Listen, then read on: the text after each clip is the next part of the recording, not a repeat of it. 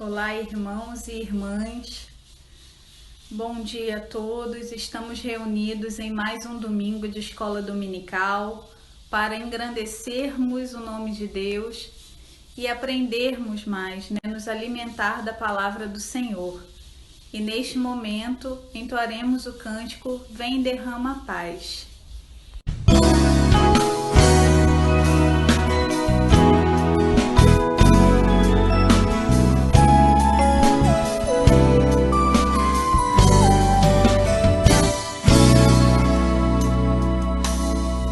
Derrama paz, vem derrama as bênçãos sobre este povo que se chama povo teu.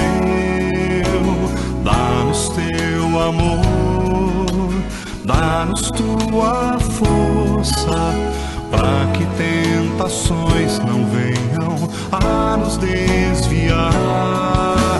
E a glória seja dada a ti, pelo que tens feito, pelo que tens sido, pelo que farás em nós.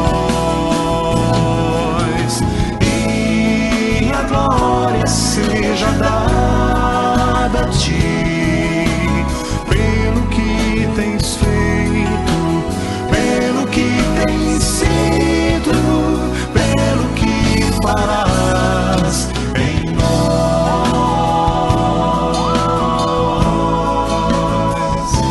Faremos agora a leitura no livro de Provérbios, capítulo 17, versículo 1, que diz assim: É melhor comer um pedaço de pão seco, tendo paz de espírito, do que ter um banquete numa casa cheia de brigas. A nossa reflexão é que mais vale, a gente ser simples, estar num canto simples e ter paz, aquela paz que nos acalma, nos deixa felizes, do que viver num lugar onde a gente possa comprar tudo, ter tudo, mas a gente não tem a paz do Espírito Santo. Que nós possamos orar e pedir a Deus que nós venhamos sempre ter paz, que a nossa casa venha sempre ter paz, que nós venhamos ser cheios do Espírito Santo, pois Ele que aquieta nossa alma, Ele que nos abençoa, Ele é o nosso Consolador. Então também eu desejo que Deus abençoe a casa de vocês, que a família de vocês venham ter paz, a casa de vocês venha ter paz, em nome de Jesus. Amém. Vamos orar. Senhor Deus e Pai, muito obrigada por esse dia, muito obrigada por o Senhor ter nos sustentado até aqui, que o Senhor venha derramar o Teu Santo Espírito em nossos lares, em nossas vidas, que o Senhor venha derramar a Tua paz, Senhor, em nossa alma, em nossos familiares, em nossas casas, em nome de Jesus. E desde já te agradecemos por tudo. Amém.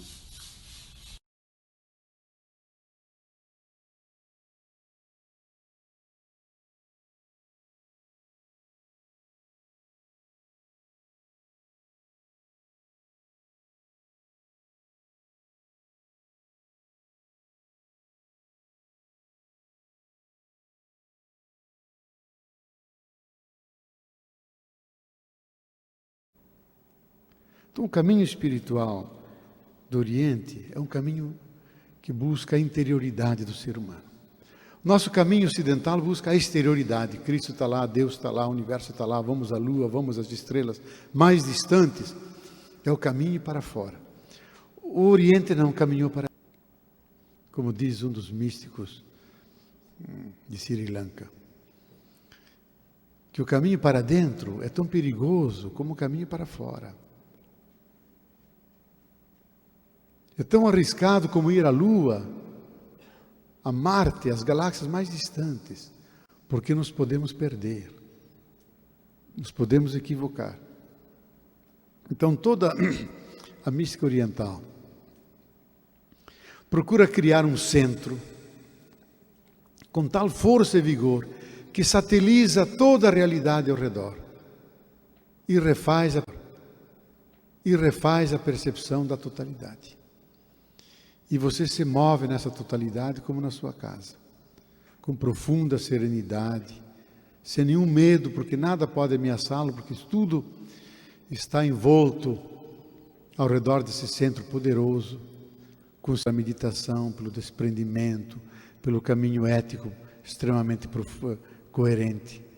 Então essas duas experiências, elas construíram os edifícios históricos do budismo, do hinduísmo, das religiões do Tao, seja no Japão, seja na Coreia, de traduzir essa experiência.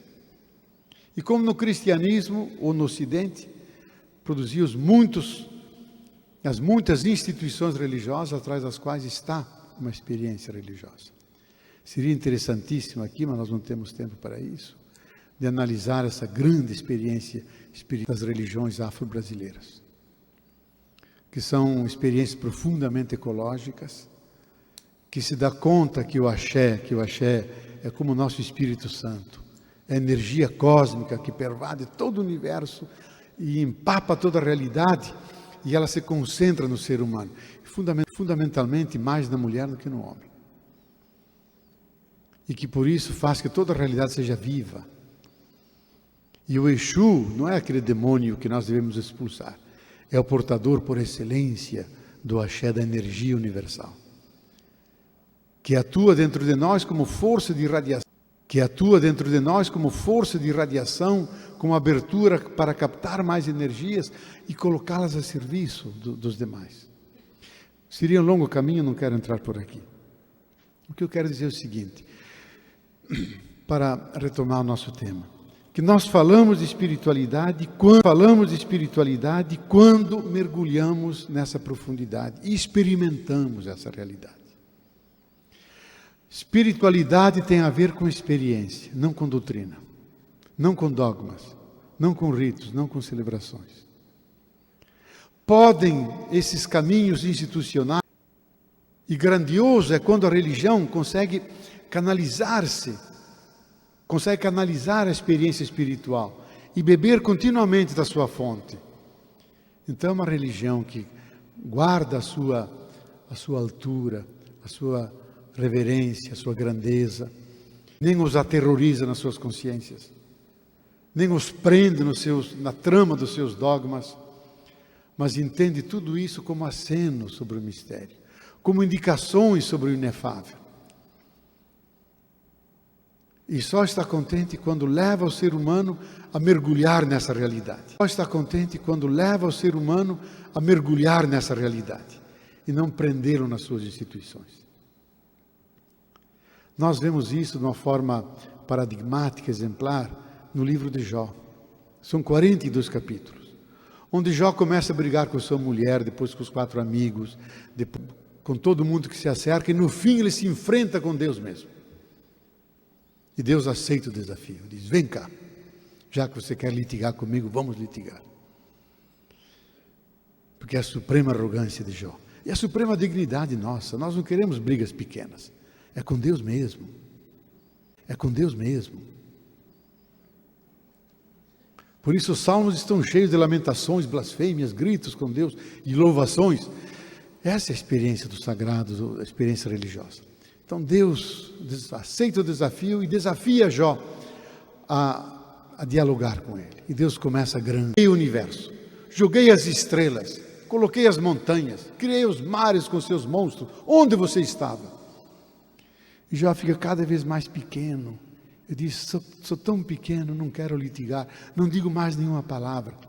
E Deus continua descrevendo os grandes monstros, os crocodilos, fazendo a sua gesta gloriosa e sempre desafiando a Jó, onde você estava? E até que Jó se cala e diz, agora não falo mais. E termina o capítulo 42, que é quase o fim do livro, diz, agora eu sei de Deus. Não por ouvir dizer, não porque os catecismos disseram, não por ouvir dizer, não porque os catecismos disseram, as pessoas religiosas contaram, as instituições transmitiram. Eu sei de Deus porque meus olhos o viram, porque eu experimentei Deus. Agora eu sei Deus. Então o que nós todos vocês e eu. Não é pessoas como eu aqui estamos falando sobre Deus. Estamos cansados de teologias, livros, eu já escrevi 60. E daqui a pouco eu vou chegar muito mais que isso. Nós estamos cansados de encíclicas, teologias, discursos e pessoas que falam sobre Deus. Nós queremos encontrar pessoas que falam a partir de Deus, que falam a Deus. Eu sei que numa vez, numa roda de bispos, eu fui pregar um retiro espiritual a eles, e eu fiz uma roda, um grupo, para cada um falar sobre como reza. E cada um fazia discurso. Aldáliga, que é um místico, fez uma belíssima oração. Ele não falou sobre a oração, ele fez uma oração. Começando com o universo, grandiosidade de Deus, chegando à proximidade de Deus junto dos pobres, a indignação contra a injustiça, e foi falando. Ali temos um místico que não fala sobre a oração, ele reza. Ele fala a Deus. Não expõe doutrinas sobre Deus. Desses nós temos fome e sede. Por isso que quando eles atraem multidões atrás. Porque são pessoas seminais. Que funcionam como sementes que alimentam o nosso chão. E despertam em nós essa dimensão do profundo em nós. Da dimensão espiritual, que é essa dimensão. Da dimensão espiritual, que é essa dimensão. Que vai para além dos nossos interesses de trabalho, de vida, para além da competição que as nossas profissões nos obrigam, que vai para além da luta cotidiana para ganhar. A espiritualidade, ela vive da gratuidade, vive da disponibilidade, vive da capacidade de enternecimento, de compaixão, de escuta da mensagem que vem da realidade. Portanto, uma relação não de posse das coisas, mas de contemplação. Do mar aqui em São Conrado, aquelas ondas grandiosas. Nós não vemos o mar, nós vemos a majestade, a imponência. Ou se nós estamos lá no Corcovado, nós vemos a beleza. É mais do que a pedra. A pedra, o mar tem mensagens, falam a nós. E se nós nos vergamos sobre uma criança recém-nascida, nós nos enchemos de enternecimento, da misteriosidade da vida, do brilho do seu olhar. E quando nós encontramos uma pessoa sábia, apesar de sem cultura, nós nos enchemos também de reverência e de respeito e queremos escutar essa pessoa. Então, desenvolver essa capacidade é desenvolver a nossa capacidade de contemplação, de escuta das mensagens e dos valores. Então, não existem só coisas, e não existem só fatos. Existe a radiação das coisas. Existe o sentido que vem a partir dos fatos. Qual é o sentido? Mesmo as crises mais profundas que nós passamos, se destruiu o nosso matrimônio, perdemos um filho na droga. E podemos perguntar, qual é o significado que vem disso tudo para mim? Não basta chamar o psicólogo, nem o médico. Não basta tomar Lexotan e dormir horas e horas. Nós devemos nos confrontar, a realidade traz para mim, que me faz crescer. E especialmente naquelas situações, quando não tem mais nada que fazer, que nós estamos enfrentando alguém que está morrendo, ou nós que estamos envelhecendo, não tem mais nada que fazer. Em momentos assim, é fundamental a espiritualidade. De poder ver a temporalidade das coisas, a usura do tempo, e que nós não vivemos apenas porque não morremos, mas porque a vida é um desafio para crescer, para aceitar as nossas canseias, nossos limites, o nosso envelhecimento. E que vamos passando pela vida e preparando um grande encontro, que importa preparar-se para o grande mergulho na realidade suprema, em Deus. E se nós nos habituarmos a esse encontro com Deus, essa amorosidade com Deus, esse enamoramento com Deus. Eu tenho um dos amigos meus que muitos de vocês conhecem, que tem ciúmes de Deus. Sente Deus. Eu às vezes nessas andanças por aí, nas comunidades de base, a gente dorme 4, 5 juntos, 6 horas, num enamoramento com Deus que não tem sono. É o dom dele. E alguém que faz política, mas não poder. E ao mesmo tempo é místico. Nem a virtude dele é dom de Deus. Mas é importante encontrar pessoas assim, para as quais Deus é mais importante encontrar pessoas assim, para as quais Deus é uma experiência de pele. E me desculpe se eu conto a experiência de minha mãe.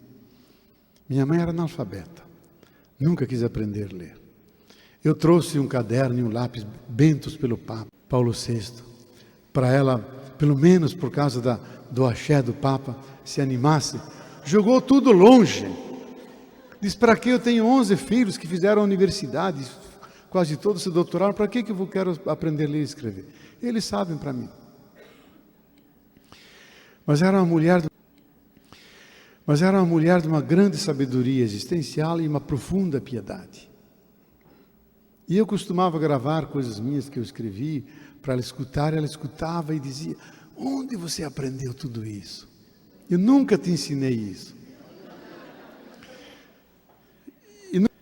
E numa dessas gravações, que eu falava da experiência de Deus, não sei o que, ela me olhou e disse, você já viu Deus? Eu disse, minha mãe, a gente não vê Deus. Deus é espírito, Deus é invisível. Ela fez como com um suspiro, colocando a mão no peito, me olhou com infinito. Disse, mãe, a gente não vê Deus.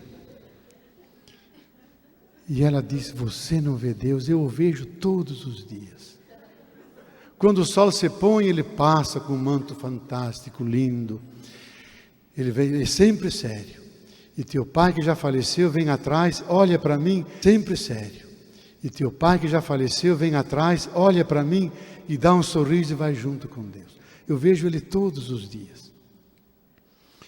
Bom, eu fiquei parado e disse, quem é o teólogo aqui? É ela ou eu? Então, há pessoas que têm essas experiências e nós temos que aprender delas. Isto é, a fé é uma experiência tão global que entra nos olhos, entra no coração, entra na fantasia, entra nas projeções. Deus é substância da sua própria substância. Essas pessoas não creem em Deus, porque sabem de Deus. Essas pessoas não creem em Deus, porque sabem de Deus. Experimentam Deus. Então, eu acho que, quero ir terminando para a gente também não sobrecarregar vocês todos. Eu queria enfatizar o seguinte, que a espiritualidade não é monopólio das religiões e nem dos caminhos espirituais codificados. Que a espiritualidade é uma dimensão de cada ser humano. Cada um de nós tem uma dimensão espiritual. Isto é, cada ser humano da responsabilidade, do cuidado. Tem a percepção de valores para os quais vale sacrificar a vida e até jogar a sua vida para defender o filho, para defender a pessoa amada, ameaçada. Se a pessoa, mesmo que ninguém a persiga, estará sempre fugindo da sua própria consciência. Toda pessoa escuta uma voz, uma mensagem que vem do universo, de toda a realidade, e se pergunta o que se esconde atrás das estrelas. Nos nossos escritórios, nos nossos gabinetes de trabalho, nós podemos ser cínicos, podemos acreditar em qualquer coisa e desacreditar de qualquer coisa.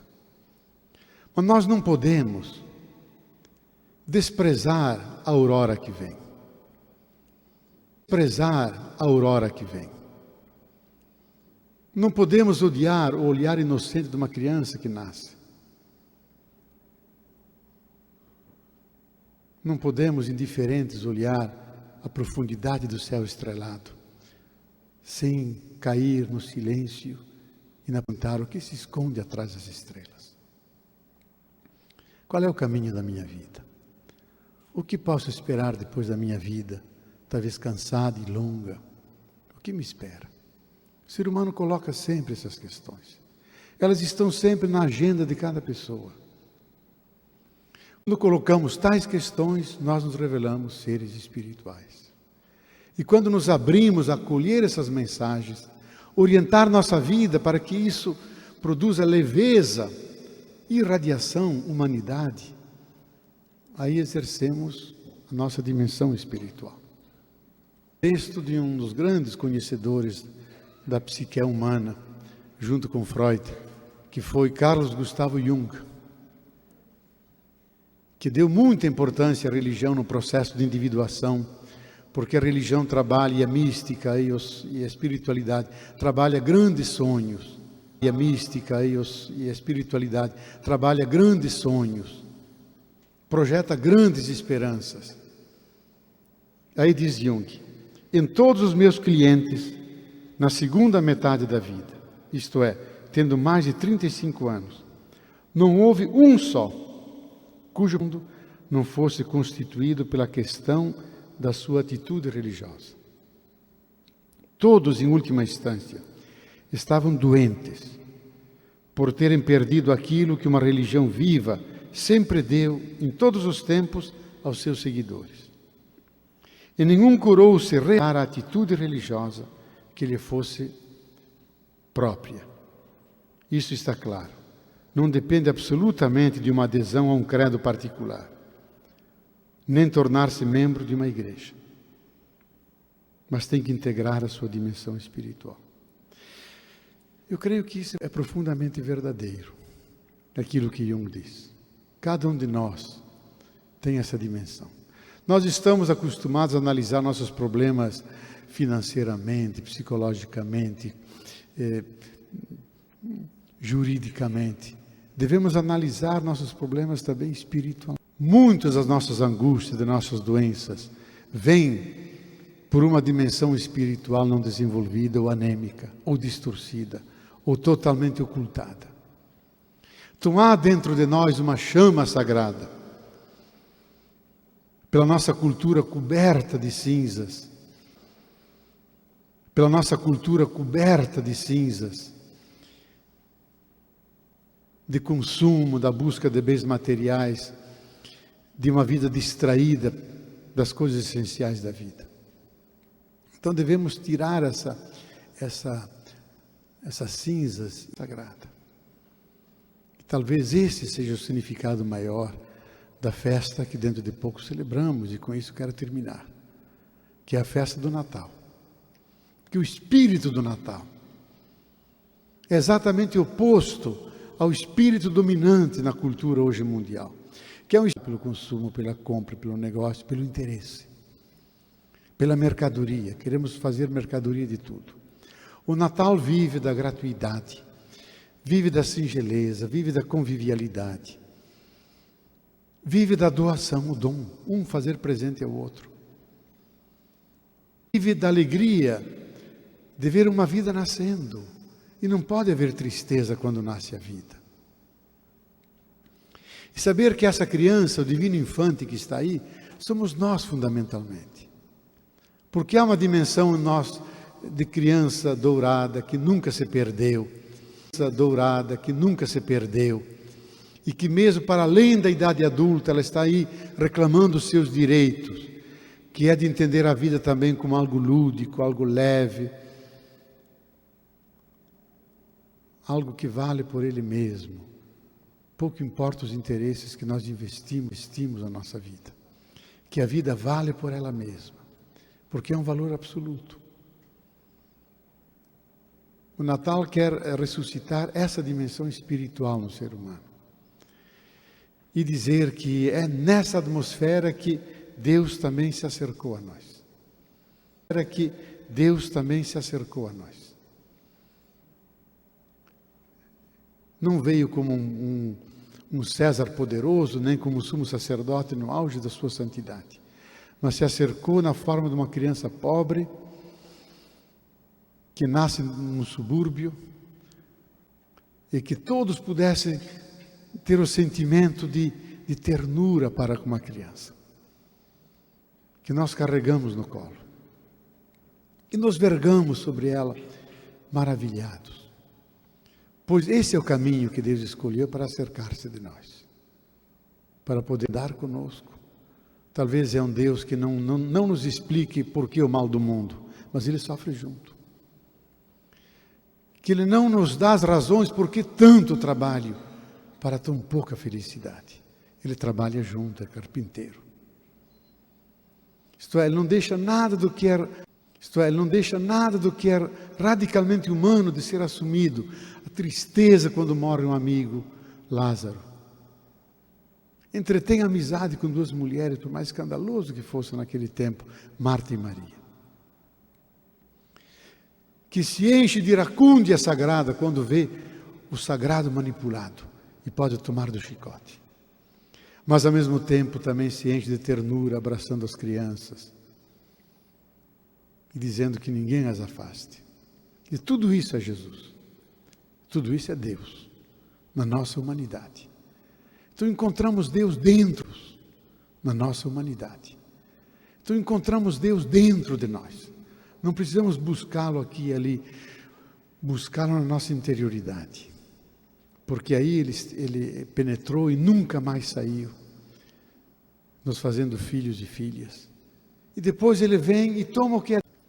Esse para mim é o significado maior da encarnação, do mistério do Natal que nós celebramos, que é um dos pontos altos da espiritualidade cristã.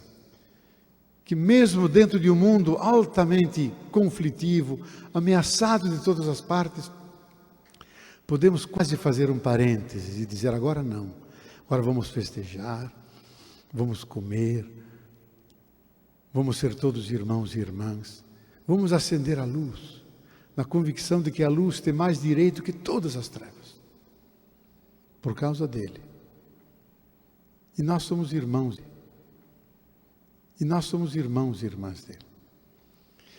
Então, se nós reservarmos um pouco na nossa vida espaço para essa espiritualidade, ela vai se transformar de uma brasa, uma chama, da chama, um grande fogo interior, que irradia, produz calor, e nos dá 1000 razões para vivermos como humanos, que caminham serenos por esse mundo junto com outros, na direção da fonte, onde mergulharemos na fonte de toda a espiritualidade, que é a fonte de espírito, de vida.